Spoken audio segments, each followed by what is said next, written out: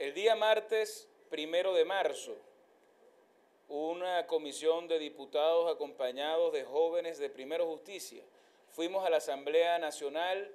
a entregar por iniciativa popular, con el respaldo de más de 20.000 firmas, la Ley de Primer Empleo. Una ley que viene sustentada por el anhelo de miles y miles de jóvenes que quieren dedicarse a trabajar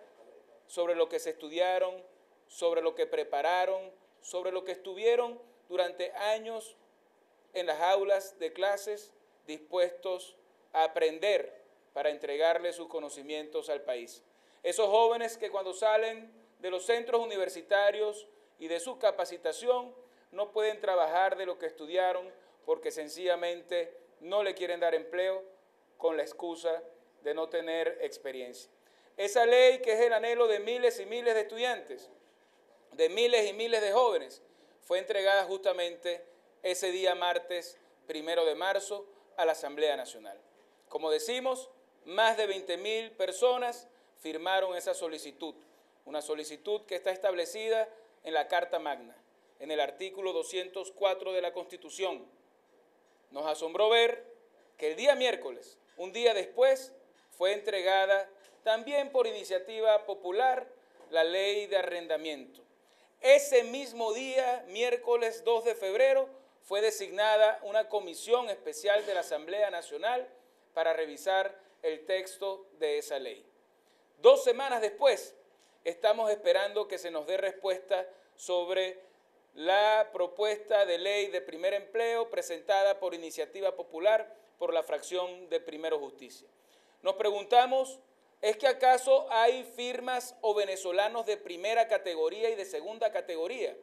¿Cómo es que ya se le está dando a la ley de arrendamiento el trámite necesario para que sea discutida en la Asamblea Nacional y nosotros nos enteramos por la Secretaría que nuestras firmas fueron llevadas al Consejo Nacional Electoral para ser revisada cada firma, mientras que las firmas de la ley de arrendamiento ni siquiera pasaron por ningún tipo de revisión? Exigimos a la Asamblea Nacional, exigimos al oficialismo que se nos dé respuesta sobre esta propuesta de ley y que se le diga al país si es que para ellos más es el afán de división, de distinción entre venezolanos que el afán de preocuparse por los problemas del ciudadano. ¿Es que no les interesa entonces lo que ocurre con el empleo de los jóvenes en Venezuela? ¿Es que no les importa entonces que los venezolanos puedan ejercer su derecho de presentar iniciativas para que sean discutidas en la Asamblea Nacional? ¿Es que resulta una excusa la búsqueda de firmas cuando al final lo que les interesa es aprobar las leyes políticas que para ellos sí son importantes? Exigimos entonces que mañana mismo, en esa sesión,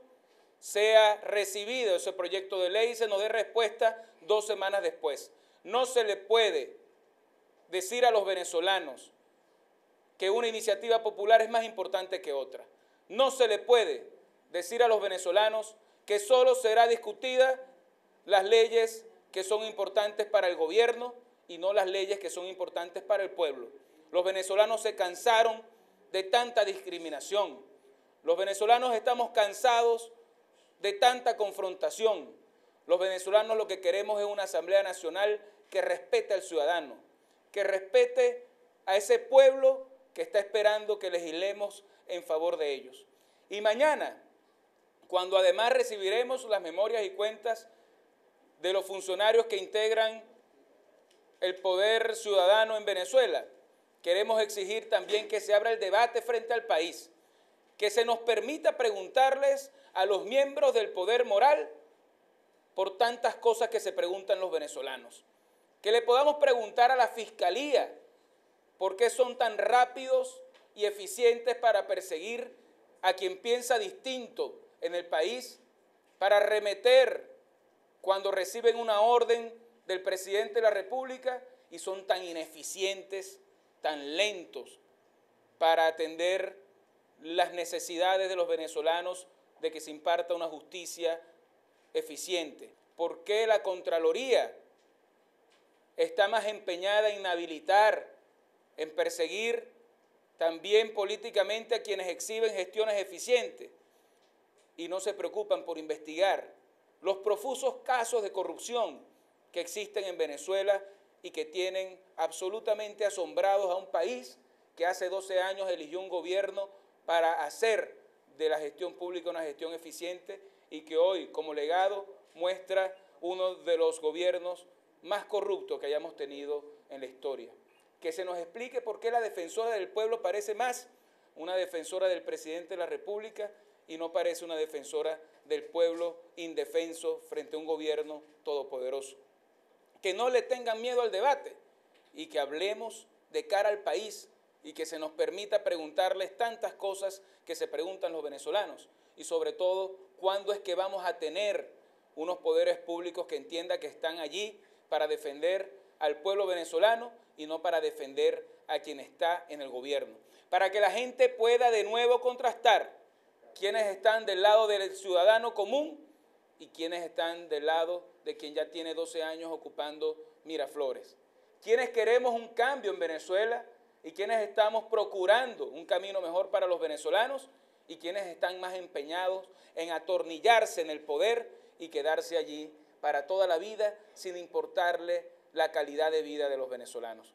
Que abramos estos temas a la discusión para que todos los venezolanos puedan entender lo que pasa en Venezuela y juntos podamos promover ese encuentro que este gobierno, que el oficialismo en la Asamblea Nacional están empeñados en que no se dé. Ese encuentro que significa unión para el progreso,